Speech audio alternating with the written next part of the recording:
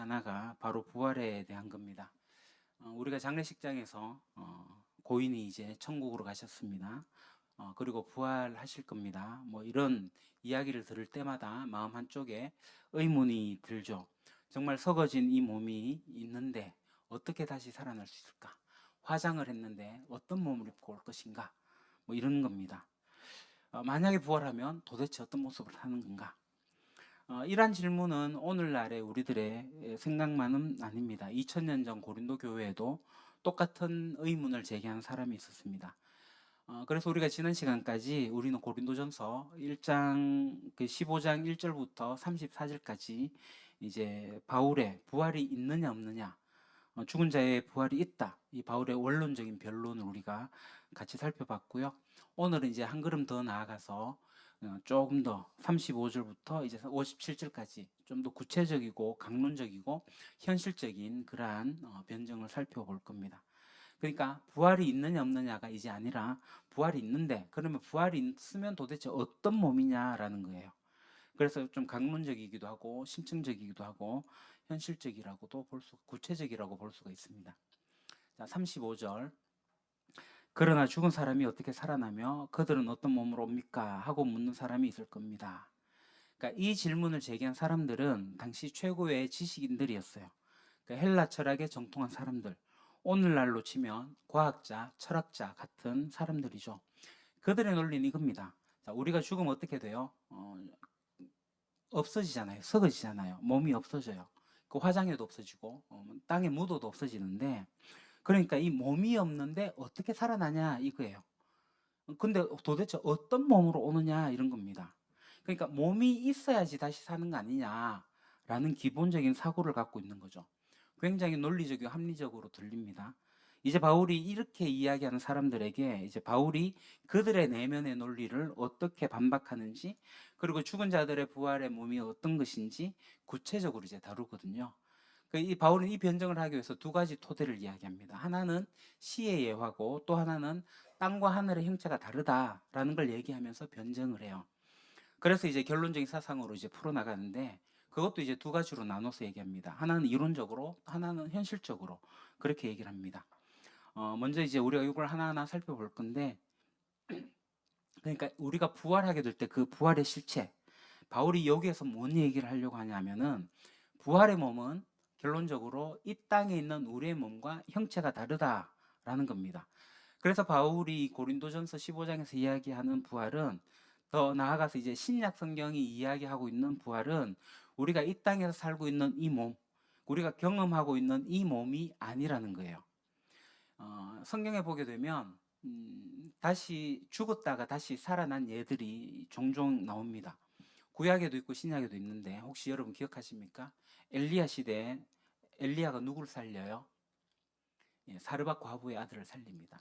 그 제자 엘리사는요, 수넴 여인의 아들을 살려요. 그리고 이제 신약에 와서 예수님 같은 경우는 누가 기억나세요? 회당장 야이로의 딸을 살리고 죽은 나사로를 살립니다. 그러니까 제가 이렇게 이제 쭉 보면서 청년 때에 궁금했던 게 있어요. 아니, 이 다시 사는 예들이 예수님 이전에도 있었는데, 아니, 그거는 부활 아니야? 이렇게 질문을 했던 거죠. 근데 이들이 살아난 것은 부활이라고 할 수가 없습니다. 그러니까 부활이라는 것은 이 몸이 죽고 다시 죽는 게 아니거든요. 그러니까 이 사람들은 다시 살긴 살았으나 엄밀히 말하면은 다시 죽잖아요. 그래서 이거는 부활이라고 하지 않고 소생이라고 오히려 표현하는 게 맞지 않을까. 그러니까 성경에서 얘기하는, 바울이 이야기하는 부활이 아니라는 거죠. 그 부활은 오직 예수 그리스도가 처음이고 첫 열매예요. 지금까지 역사 속에서는 오로지 그리스도의 부활밖에 없는 거죠. 무덤에서 다시 살아나신 그 몸, 그게 진짜 부활입니다.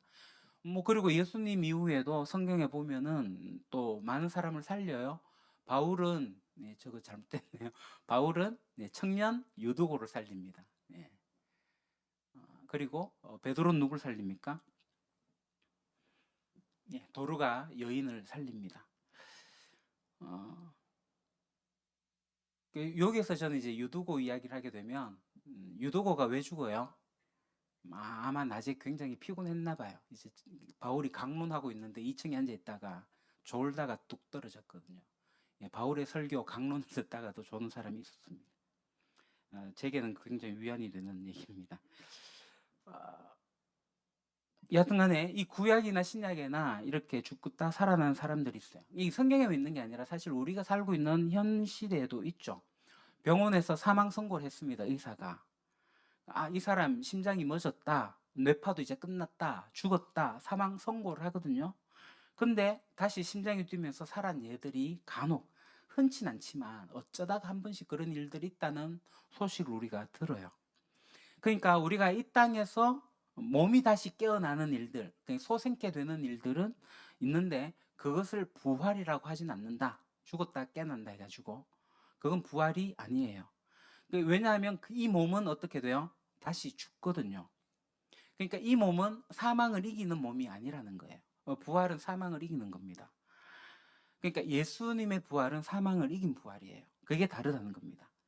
그래서 우리가 복음서나 신약에서 보면 그런 것들을 우리가 찾아볼 수가 있는데 어떤 몸이냐? 그럼 예수님의 몸이 요한복음 20장 19절에 보면은 제자들이 모여 있었어요. 제자들이 무서워가지고 온 문을 이렇게 닫아 걸고 있었습니다. 근데 성경에 보면 어떻게 돼요? 예수님이 어떻게 오셔요? 예수님께서 그들 가운데 들어오셔서 문을 닫고 있었는데 어떻게 오셨는지를 몰라요. 어떻게 오셨을까요? 갑자기 뿅 하고 나타났을까요? 아니면 벽을 통과해서 들어왔을까요? 여하튼간에 예수님이 들어오셨다라는 것은 오늘 우리들의 세계로 이 세상의 질서와는 완전히 다른 이야기를 하고 있는 거죠. 자, 예수님의 엠마오로 가는 두 제자를 만났습니다. 근데 이 제자들이 예수님의 실체를 보고도 예수님을 몰랐어요. 한참 이야기를 듣다가 그들의 눈이 점점 밝아지기 시작하죠. 그들에게 구약 성경을 풀어주면서 점점 그렇게 깨닫기 시작하다가 이제 식사를 하려고 모였어요. 자, 식사를 하려고 모였는데 어떻게 돼요? 성경에 어떻게 기록됩니까? 예수님을 알아보는 그 순간에 예수님께서 사라져 버렸어요.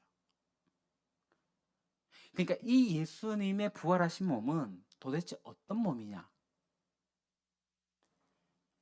지금 우리가 경험하는 이 몸과 다른 몸이라는 거죠. 자, 또 요한복음에 보면 예수님께서 부활하셔가지고 제자들에게 나타나셔요. 그리고 제자들이 고기를 잡죠. 엄청나게 많이 잡습니다. 그게 이제 153마리 153이지 않습니까?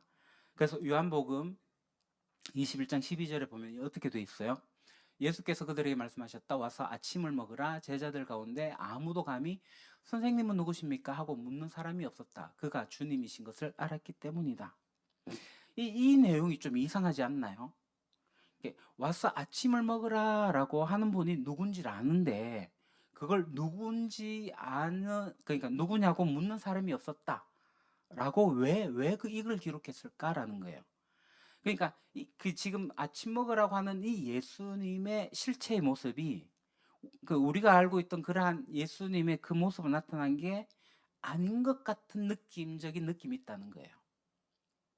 그러니까 이 부활 후의 예수님의 모습은 우리가 경험한 이 세상에서의 몸과 아닌 다른 뭔가 차이가 있는 몸이 아닌가라는 거죠. 바울도 그런 걸 경험한 것 같아요. 그렇기 때문에 이 이후에 나오는 이제 바울의 논쟁을 보면 이 부활의 몸은 너희들이 생각하는 그런 몸이 아니다 라는 것을 가지고 새로운 몸에 대해서 이야기를 합니다. 그래서 이제 바울이 이제 논지를 던지는 거죠. 두 가지 질문이 그거예요. 죽은 자들이 어떻게 다시 살 수 있는가? 그러면 부활이 있다면 도대체 어떤 몸으로 있는가라는 거죠. 바울은 부정적인 각도에서 먼저 이야기를 하고 죽은 자들을 이제 이야기하면서 긍정적인 각도에서 다시 한 번 더 이야기를 하고 있습니다. 이 두 가지 질문의 핵심은 동일합니다. 뭐냐 하면은 이 몸은 썩어져 없어진다는 겁니다. 근데 그게 어떻게 가능하냐는 거예요. 그래서 논제의 핵심도 그렇고 이 두 가지가 똑같은데요. 그때 당시에 사람들이 사고하고 있었던 그 내용 그대로를 잘 보여주고 있는 거죠. 보십시오. 이건 이제 이집트의 피라미드입니다. 이 피라미드를 왜 만들었을까요? 뭐 여러 가지 이유들이 있겠지만 바로 이 미이라를 보관하기 위해 갖고 만든 거죠. 그 피라미드 안에 이 미이라가 있습니다. 이건 이제 지금 피라미드가 아니고 대형 박물관에 있는 미이라입니다. 왜 이 미이라를 만들었을까요?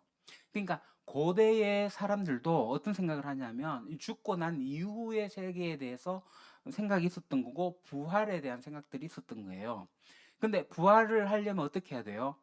영혼이 나갔다가 다시 영혼이 돌아와야 되는데 이 영혼이 돌아오게 될 때 이 몸이 썩어져 없어져 버리면 안 되잖아요. 그러니까 이 몸을 보관해야 되는 거예요. 그 영혼이 떠나는 게 죽은 거고 다시 돌아와서 살 수 있는 건데 이 몸이 남아 있어야 된다. 그래야지 다시 살 수 있는 거니까. 그러니까 그 사람들이 생각하기에 고대인들이 생각하기에 그렇게 해야만 부활이 되는 거예요. 그래서 썩지 않게 하려고 갖가지 방법을 써가지고 이렇게 미이라를 만들거든요. 근데 미이라를 만들면 안 썩나요? 썩죠. 그러니까 이 썩는 거를 다 알고 있다. 그래서 어떻게 보면 이 35절에 이 주장을 하는 사람, 죽은 사람은 어떻게 살아나고 그들은 어떤 몸으로 오느냐. 이게 그때 당시에 최첨단의 철학을 가진 사고를 가진 사람이에요. 그러니까 헬라 철학, 이원론의 철학을 갖고 있는 최고의 철학인데 그들이 갖고 있는 것은 이 영이라는 것은 매우 선하고 이 육은 악한 거예요. 그래서 사람들 눈에는 이 악한 육을 떠나가는 게 구원이에요. 그게 극단적으로 발전된 게 영지주의고요. 그래서 세상 사람들이 지금 어떻게 생각하냐면은 그러니까 이 떠나간 영이 다시 부활하려면은 이 몸이 있어야 되는데 몸이 썩지 않아야 된다는 거예요. 근데 미라 같은 걸 만들어 봐도 결국은 썩더라는 거죠. 다 썩어버려요. 그러니까 그 사람들이 이렇게 본들 다 썩어버리는데 아 진짜 어리석은 일이다. 봐라 이거 다 썩지 않냐. 근데 어떻게 부활이 있어? 이렇게 지금 고린도 교회에서 철학자들이 이야기하는 겁니다. 그래서 이 고린도 교회에서 문제를 일으키고 있는 사람들에게 이집트의 미이라 같은 것은 그들이 볼 때는 참 어리석은 거거든요.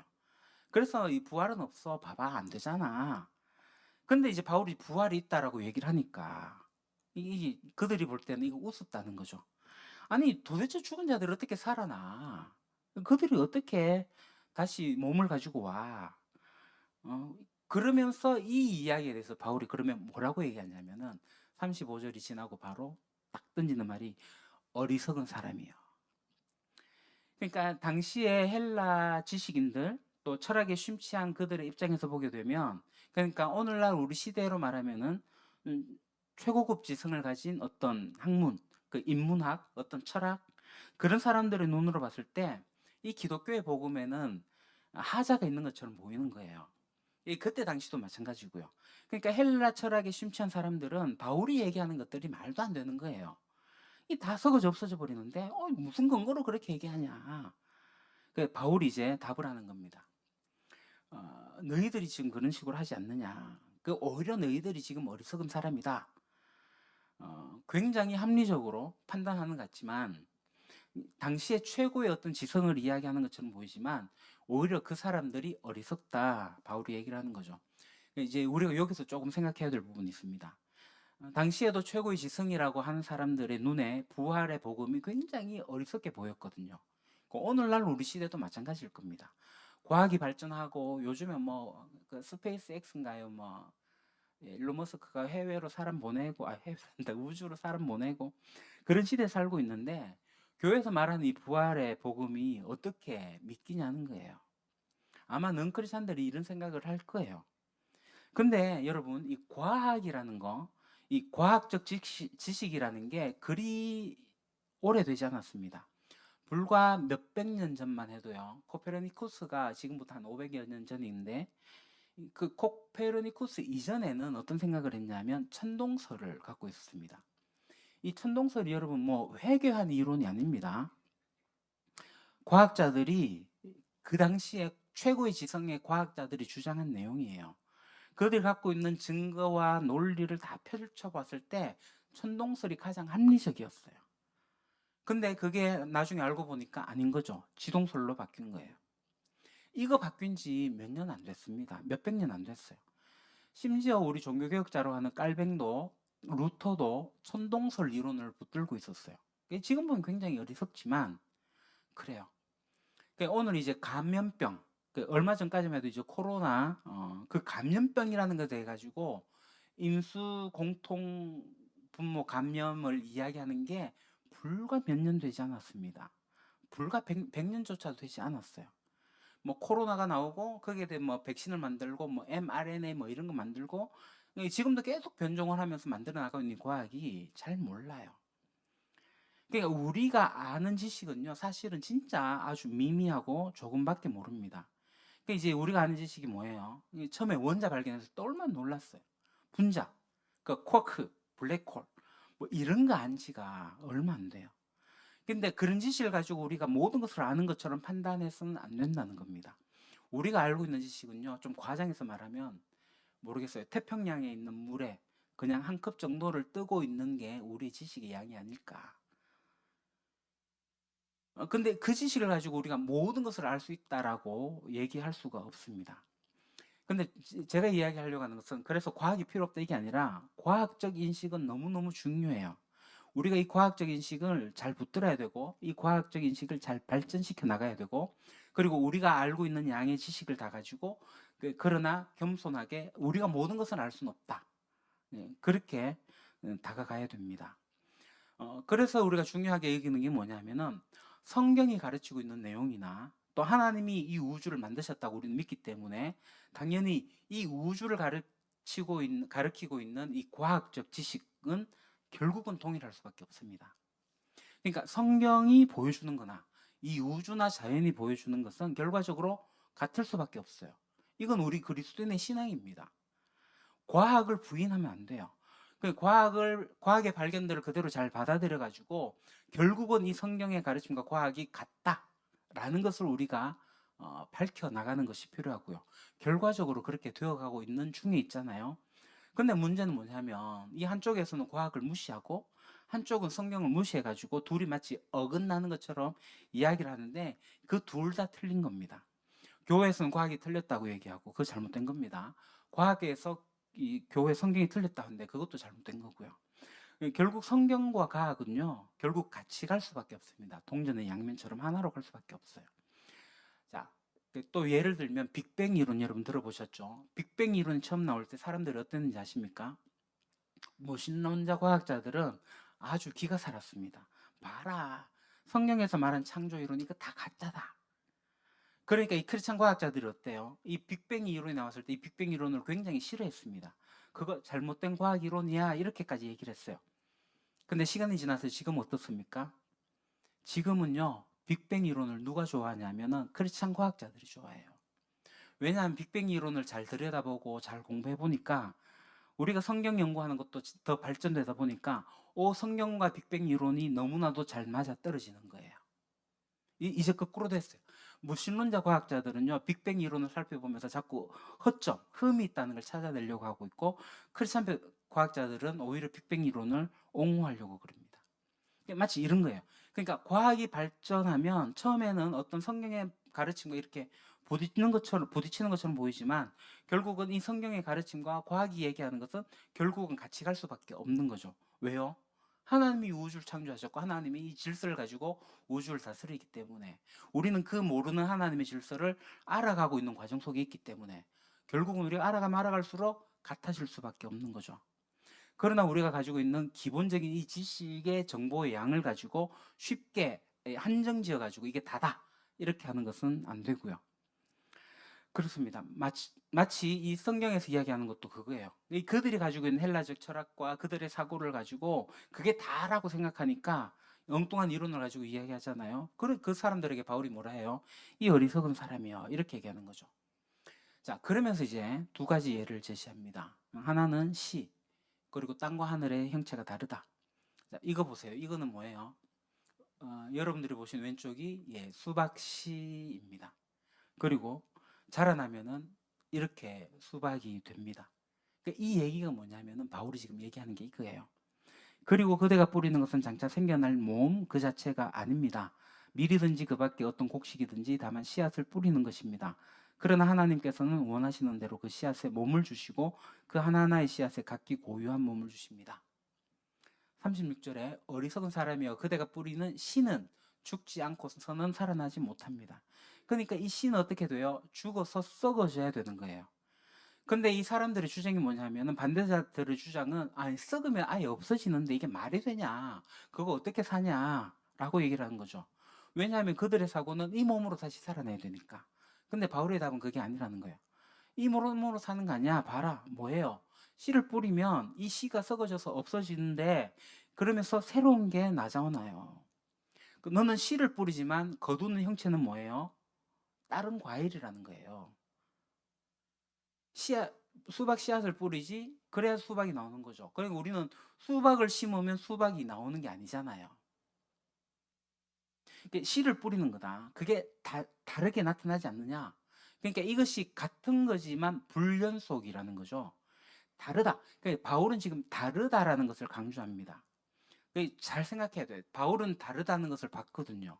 예수님의 부활을 바울은 경험했습니다. 이런 예를 들어봐도 될 것 같아요. 남대문에 가본 사람과 남대문에 가보지 않은 사람이 싸우면 말다툼하면 누가 이겨요? 오늘날 말고 옛날에. 이 뭔 얘기냐면 시골 사람들이 남대문에 대한 이야기를 들어요. 남대문에 문지방이 있냐 없냐. 그러니까 시골에서 막 토론 시작된 거예요. 아니 문이잖아. 문은 문지방이 있지. 봐봐. 문지방 없는 문이 어딨어. 우리 집에 조그만 집에도 문지방 있고 대문에도 문지방이 있는데 아니 한양에 그 남대문에 왜 문지방이 없냐고. 그게 말이 돼? 당연히 문지방이 있지. 그렇게 주장을 해요. 그럼 누가 이겨요? 남대문에 안 가본 사람이 이깁니다. 근데 가본 사람이 가보고 그걸 못 본 거예요. 있는지 없는지. 있던가 없던가 이런 생각할 수가 있거든요. 그러니까 없는데 그러니까 안 가본 사람이 자꾸 우기니까 그 하는 거예요. 그렇게 되는 거죠. 그하고 똑같아요. 책을 100권 읽은 사람과 책을 한 권 읽은 사람이 토론하면 누가 이길까요? 한 권 읽은 사람이 이긴다고 하지 않습니까? 예수님의 부활을 누가 봤어요? 고린도전서만 봐도 베드로와 12제자, 500의 형제, 야고보와 사도들 그리고 바울 다 봤어요. 근데 이런 사람들은 예수님의 부활을 본 사람들은 남대문에 가본 사람이에요. 본 거 가지고 이야기하거든요. 근데 안 가본 사람들이 주장해요. 아니야, 부활이 어딨어? 부활 없어. 그럼 누가 이길까요? 안 가본 사람이 이긴다고요. 부활을 직접 보지 못한 사람들이 이겨요. 왜냐하면 그들의 사고는 그렇게 딱 정해져 있기 때문에. 지금 성경이 어떤 얘기를 하냐 하면은 지금 바울은 그것을 부활을 분명히 봤기 때문에 경험했기 때문에 제자들은 손으로 만져봤기 때문에 사도들이 얘기하는 거예요. 그것이 우리에게 전해져 온 거죠. 만약에 예수님의 부활이 없다면 그럼 그 사람들이 그 부활이 없는 부활을 막 지어내 가지고 지금 2000년까지 역사가 오게 되면서 우리를 지금 이렇게까지 하겠다. 그거는 진짜 우리가 어리석은 사람이 되는 거고 그런 거죠. 그러니까 우리가 이 복음을 붙든다면 이 부활의 복음을 빼고서는 이야기할 수가 없는 겁니다. 그래서 바울이 이렇게 얘기하는 거예요. 형체가 다르다. 내가 봤는데 내가 사도를 통해서 전성을 들었는데 다 다르다. 그러니까 이 우리의 우주가 뒤바뀔 거다. 그러니까 우리가 사는 이 땅의 시각을 가지고 해결이 안 된다는 거예요. 그래서 우리가 이제 이해할 게 이게 필요하죠. 39절. 모든 살이 똑같은 살이 아닙니다. 사람의 살도 있고 짐승의 살도 있고 새의 살도 있고 물고기의 살도 있습니다. 그러니까 이 얘기가 무슨 얘기냐면요. 39절부터 41절까지 이런 형태로 되어 있어요. 39절은 땅과 관련돼서 얘기하고 41절은 하늘과 관련돼서 얘기를 해요. 39절에서 몸에 대한 얘기하고 40절에 보면 전반부는 몸에 대한 이야기를 하고요. 41절에는 하늘의 영광에 대해서 이야기를 합니다. 이게 굉장히 바울이 정교하게 이야기를 펼쳐내고 있는데 바울이 이제 시 이야기가 끝나고 나서 두 번째 예화가 뭐예요? 그 초점은 첫 번째 예화는 before and after예요. 씨앗이 뿌려져서 다른 형체가 나왔잖아요. 근데 그렇게 바뀌었다는 거고 다르다는 거예요. 초점이 다르다는 거. 이 두 번째 예화는 그걸 넘어서 가지고 아예 어떤 존재들은 형체들이 처음부터 다르다. 그 이야기를 하는 겁니다. 그래서 땅에 있는 어떤 생물, 우리 인간은 어때요? 사람이란 육체. 그 다음에 육공해가 나오잖아요. 짐승, 새, 물고기. 그들의 다 육체, 살이 다 다르다. 이 얘기를 하는 겁니다. 그러니까 원래 하나님께서 형체를 주실 때, 존재를 줄 때 다르게 육체를 주셨다라는 거예요. 그러니까 지금 바울이 이야기하려고 하는 게 뭐냐면은 나중에 우리의 부활하는 몸이 다르다라는 걸 얘기하는 거예요. 또 40절에 보면은 하늘에 속한 몸도 있고 땅에 속한 몸, 또 하늘에 속한 영, 그 땅에 속한 영광, 뭐 이렇게 얘기를 합니다. 이 영광이라는 걸 어떻게 번역해야 될지 모르겠지만 이 광채라고 번역이 될 것 같아요. 하늘에 있는 광채. 예를 들면 해의 영광, 해의 광채죠. 그러니까 해가 보여주는 빛이 다르고 달이 보여주는 빛이 다르고 별이 보여주는 빛이 다르다. 그러니까 바울이 얘기하는 것은 이 두 가지 예화를 통해 가지고 결론은 뭐예요? 다르다. 다르다는 거예요. 그래서 여기서 우리가 중요한 부분을 하나 다뤄야 되는데, 그러니까 우리의 부활의 몸과 관련돼 가지고 연속적이냐 불연속적이냐. 다르다면은 불연속이고 같으면 연속인데 뭐냐는 거예요. 여기서 답할 때 우리는 연속이다, 불연속이다, yes, no 이렇게 이야기할 건 아니고요. 정답은요, 연속이기도 하고 불연속이기도 하다. 이거는 복음서에 보면 분명히 알 수가 있습니다. 예수님이 부활하신 예수님을, 그러니까 제자들이 예수님 만나게 됐을 때 예수님을 분명하게 인식할 수가 있었어요. 그래서 연속적이에요. 그리고 예수님이 그 몸을 가지고 음식을 드셨어요. 그리고 대화도 하셨어요. 그러니까 이 땅에 있었던 것과 어떤 연속됨이 있습니다. 근데 우리가 앞서 살펴본 것처럼 갑자기 사라지시거나 사방으로 막혀 있었는데 갑자기 등장하신다거나 불연속적이라는 거죠. 가까이 있고 이야기도 나눴지만 몰라보다가 알게 되는, 그러니까 불연속적이기도 합니다. 지금 바울은 그러면 지금 펼치는 논지에서는 연속을 이야기하기보다 불연속을 강조합니다. 썩어져 없어져 버리니까 이 몸이 어떻게 다시 부활하느냐라는 그 질문 앞에서 이 몸이 다르다, 부활체가 다르다. 그래갖고 시 이야기하는 거고 다른 형체를 이야기하는 거예요. 그래서 결론은 이겁니다. 42절부터 나와요. 부활은 다른 몸으로 사는 거다. 그러니까 죽은 사람의 부활도 이와 같은 거예요. 썩을 것으로 심는데 썩지 않을 것으로 살아나요. 우리의 부활의 몸은요, 썩지 않습니다. 비천한 우리의 육체를 심지만 우리는 영광스러운 몸으로 살아나요. 약한 것으로 심지만 강한 것으로 살아나고요. 자연적인 몸으로 사지만 우리는 신령한 몸으로 살아나요. 자연적인 몸이 있으면 신령한 몸도 있다는 거예요. 그러니까 결론적으로 한 얘기가 뭐냐면은 이 땅에 몸이 있고 그리고 하나님의 나라가 완성되어지면서 새로운 질서가 오게 될 때 우리는 새로운 몸을 입게 된다. 뭔지는 모르겠지만 그래서 우리가 이야기하게 될 때 그걸 부활체다. 부활의 몸을 우리가 입게 된다. 그래서 이 부활은 이 몸을 가지고 다시 사는 게 아니라, 앞서 우리가 신구약의 예를 많이 봤지만 다시 죽거든요. 새로운 몸은 사망을 이기는 몸이다. 그것이 연속적이기도 하고 때로는 불연속적이기도 하는 그런 몸으로 온다. 그 이야기를 지금 바울이 하고 있는 거예요. 자, 말씀 맺겠습니다. 우리가 바울의 변론을 이제 간단하게 좀 깊이 있게 살펴보기도 했습니다. 그러니까 이 부활의 몸은 지금 입고 있는 이 육의 몸과 질적으로 다릅니다. 씨앗이 땅에 떨어져서 새로운 생명이 나올 수가 있는데 우리의 몸이 썩어져야지 전혀 다른 몸으로 부활이 되는 것과 같은 거예요. 그래서 바울이 정리하기를 이렇게 얘기하는 겁니다. 죽은 사람의 부활도 이와 같습니다. 썩을 것으로 심는데 썩지 않을 것으로 살아나고, 비천한 것으로 심는데 영광스러운 것으로 살아나고, 약한 것으로 심는데 강한 것으로, 자연적인 몸으로 심는데 신령한 몸으로. 그러니까 자연적인 몸이 있으면 신령한 몸도 있다. 그래서 오늘 설교의 제목을 제가 고민하다가 적은 게 그거예요. 우리는 지금은 씨앗으로 살지만 나중에 뭐로 부활한다고요? 꽃으로 부활합니다. 자, 이거는 직유법이 아닙니다. 시적 언어고, 은유적 표현입니다. 이걸 또 아니 사람이 죽으면 꽃으로 다시 태어났는데 그 환생 이야기하는 것도 아니고 그렇습니다. 이거 은유적으로 받아주셔야 됩니다. 자, 그럼 우리가 이러한 것을 가지고 어떻게 살아가야 될 건가? 죽음 앞에서 여러분 진짜 절망하지 마십시오. 늘 강조합니다. 우리는 죽음이라는 것은 어쩌면 이 씨앗을 심는 것과 같아요. 이게 마치 없어지고 썩어지는 것처럼 보이지만 이 썩어짐을 통해 갖고 우리는 새로운 신령한 몸으로 부활의 몸을 입게 된다는 겁니다. 또 하나는요, 이 몸을 위해서 살지 마십시오. 그러니까 이 몸이 전부라면은 이 몸을 좀 아껴야죠. 좀 덜 고생하고 좀 더 오래 살기 위해 가지고 발버둥을 쳐야 될 겁니다. 근데 이 몸이 씨앗에 불과하다면 정말 중요한 몸은 예수님이 입혀주실 부활의 몸인데, 그러면 우리 이 몸을 가지고 하나님께 순종하고 섬기고 복음을 위해서 애쓰고 또 사랑하기 위해서 이 몸을 희생하는 것까지 아까워할 필요가 없는 거죠. 셋째, 그리고 우리가 이제 제가 과학 이야기를 좀 했지만 이 어떤 제한된 지식에 갇히지 않으면 좋겠습니다. 당시에 최고의 지성인들도 이 부활 앞에서는 어리석었어요. 그리고 우리가 아는 이 과학적 지식도 앞서 얘기했던 것처럼 태평양에 그냥 물 한 컵 정도 뜬 것밖에 안 될 수 있습니다.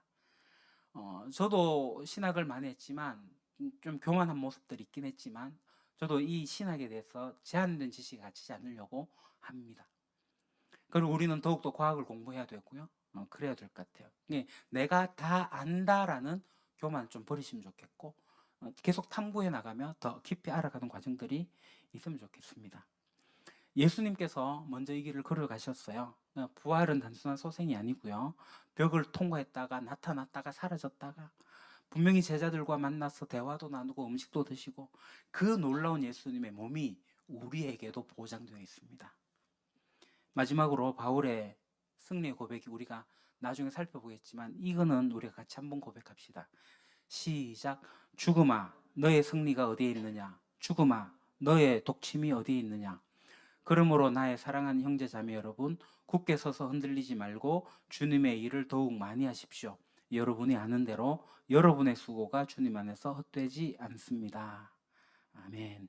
우리가 이 땅에서는 씨앗으로 살지만 나중에 꽃으로 부활할 거예요. 새로운 신령한 몸으로 부활하게 될 거예요. 이 영광스러운 소망이 오늘 우리의 삶의 자리를 이끌어 주시기를 주님의 이름으로 소망합니다. 기도하겠습니다. 하나님 아버지, 오늘 말씀을 통해서 부활의 영광스러움을 다시 한번 확신하게 하시니 감사합니다. 우리가 지금은 연약한 씨앗처럼 썩을 몸을 입고 살아가지만 장차 주님께서 입혀주실 신령하고 영광스러운 몸으로 부활할 것을 믿습니다. 주님, 죽음 앞에서 절망하지 않게 하시고 이 땅의 몸만을 위해 사는 어리석음에서 벗어나게 해주십시오. 우리의 제한된 지식으로 하나님의 전능하심을 재단하지 않게 하시고 부활의 소망을 품고 주의 일에 더욱 힘쓰는 저희들이 되게 해주십시오.